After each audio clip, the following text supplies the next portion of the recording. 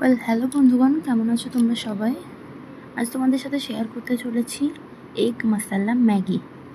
তার জন্য আমি প্রথমে কী করেছি, ম্যাগিটাকে সেদ্ধ করে নিয়েছি। ভালো করে সেদ্ধ করে জল ঝরিয়ে আমি একটা পাত্রে রেখেছি। তারপরে আমি এখানে কিছু সবজি নিয়েছি, যেমন এখানে আমি ব্যবহার করেছি গাজর, পেঁয়াজ কুচি, লঙ্কা কুচি, সব কিছুকে তারপরে আমি প্যানের মধ্যে একটুখানি সামান্য সরষের তেল দিয়ে সবজিগুলোকে বেশ ভালো করে ভেজে নিচ্ছি। অল্প এখানে আমি পরিমাণ মতো স্বাদ অনুসারে আমি এখানে নুন অ্যাড করেছি। তারপরে আমি এখানে অ্যাড করেছি একটা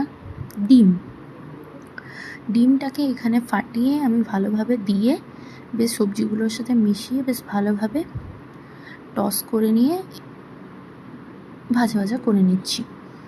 এখানে সবজিগুলোকে বেশ ভালো করে ভাজতে হবে, যাতে কোনো সবজি কাঁচা না থেকে যায়। ততক্ষণ পর্যন্ত বেশ ভালো করে ভাজতে হবে, যাতে সব সবজি খুব ভালোভাবে কুক হয়ে যায়। তারপরে এইখানে আমি অ্যাড করে দেব সেদ্ধ করে রাখা ম্যাগিটা। সেদ্ধ করে রাখা ম্যাগিটা অ্যাড করার পর আমি বেশ ভালোভাবে এটাকে